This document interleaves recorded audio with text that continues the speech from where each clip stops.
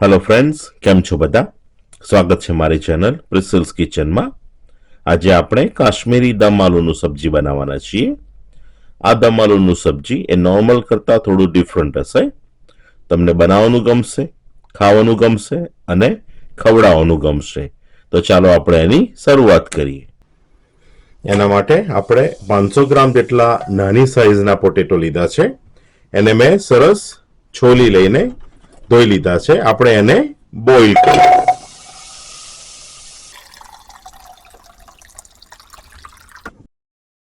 આપણા potato boil થઈ રહ્યા છે. એ દરમિયાન આપણે બીજા મસાલાની પેસ્ટ રેડી કરી દઈએ. 2 ચમચા કાજુ, 3 કાશ્મીરી લાલ મરચા કલર માટે, 5 કળીઓ લસણની, 1 મોટું આદુ અને 1 ગ્રીન મરચું. એને ગરમ પાણીમાં અડધો કલાક સુધી પલાળી રાખીએ. અડધો કલાક થઈ ગયો છે. આપણે એને મિક્સર જારમાં લઈને સરસ પેસ્ટ બનાવી લઈએ. આપણી પેસ્ટ રેડી છે. એક બાઉલમાં 1 કપ લિક્વિડ યોગર્ટ,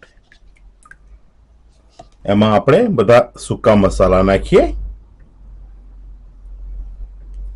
1 ચમચો કસૂરી મેથી, અડધી ચમચી મીઠું.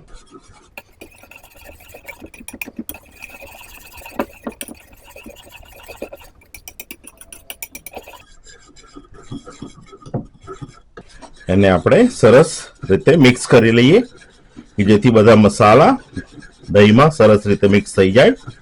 તમે જોઈ શકો છો કે આપણી લિક્વિડ યોગર્ટની બધા સૂકા મસાલા સાથેની પેસ્ટ રેડી છે. પોટેટો સરસ બોઇલ થઈ ગયા છે. આપણે એને એક બાઉલમાં કાઢી લઈએ.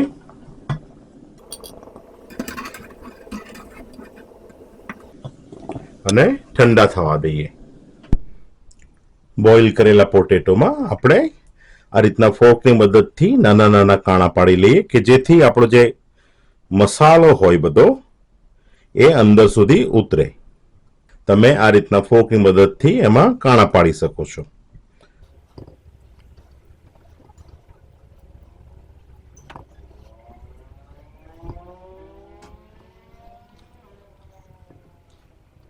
એક વાસણમાં 1/3 કપ ઓઇલ લઈએ.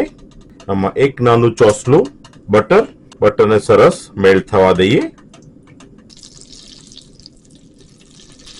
આપણું ઓઇલ થોડું ગરમ થયું છે ત્યારે એમાં આપણે જે પોટેટોને બોઇલ કર્યા હતા એને લઈ લઈએ અને ધીમા તાપે પોટેટોને સરસ શેકાવા દઈએ. આપણે પોટેટોની સ્કિન ગોલ્ડન બ્રાઉન થાય એવી જોઈએ છીએ, એટલે સરસ ધીમા તાપે એને શેકાવા દઈએ. વચ્ચે વચ્ચે તમે એને થોડું ફેરવ્યા કરજો કે જેથી એક બાજુથી ચોંટી ના જાય.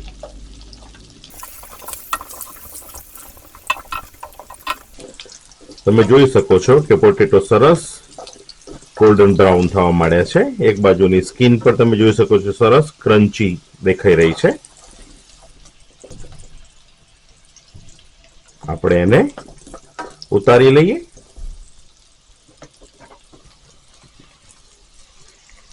એક પાનમાં આપણે 1/3 કપ ઓઇલ લઈએ. ગરમ ઓઇલમાં 1 ચમચી જીરું, અહીંયા આપણે થોડા આખા મસાલા લીધા છે. એમાં 2 તેજપત્તા, 1 મોટી ઇલાયચી, 3 નાની ઇલાયચી, 4 થી 5 લવિંગ, થોડા કાળા મરી અને તેજપત્તા, અને થોડું શેકી લઈએ. આખા મસાલાની સરસ ખુશ્બુ આવી રહી છે.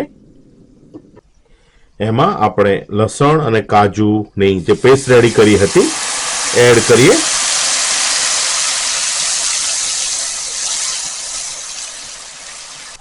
એને ધીમા તાપે સરસ કૂક થવા દઈએ. તમે જોઈ શકો છો કે બધું ઓઇલ છૂટું પડી રહ્યું છે. એ સમયે આપણે જે સૂકા મસાલાની પેસ્ટ બનાવી હતી એને એડ કરીએ. બધાને સરસ રીતે મિક્સ કરી દઈએ. એને આપણે સતત ફેરવ્યા કરીશું કે જેથી આપણો મસાલો નીચે ચોંટે નહીં અને બધું સરસ રીતે કૂક થાય. 1 ચમચી કાશ્મીરી લાલ મરચું કલર માટે, સ્વાદ પ્રમાણે મીઠું, બધાને સરસ રીતે મિક્સ કરી દઈએ.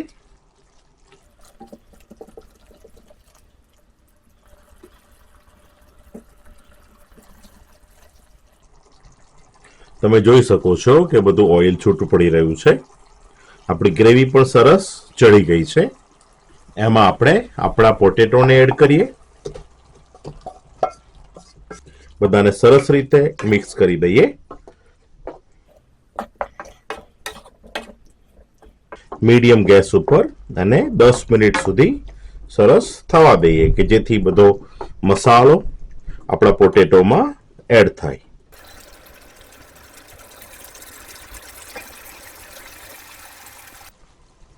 થોડા લીલા ધાણા એડ કરીએ. બધાને સરસ રીતે મિક્સ કરી દઈએ.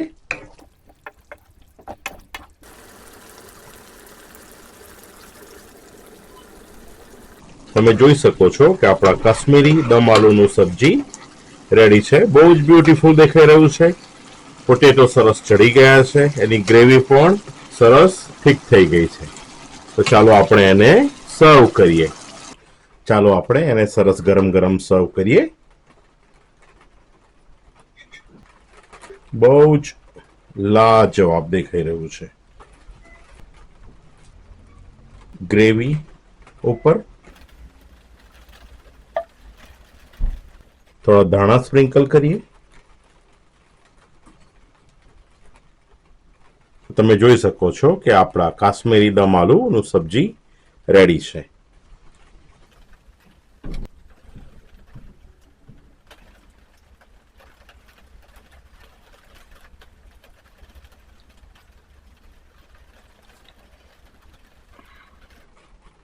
તો આ હતી આપણી કાશ્મીરી દમ આલુની સબ્જી.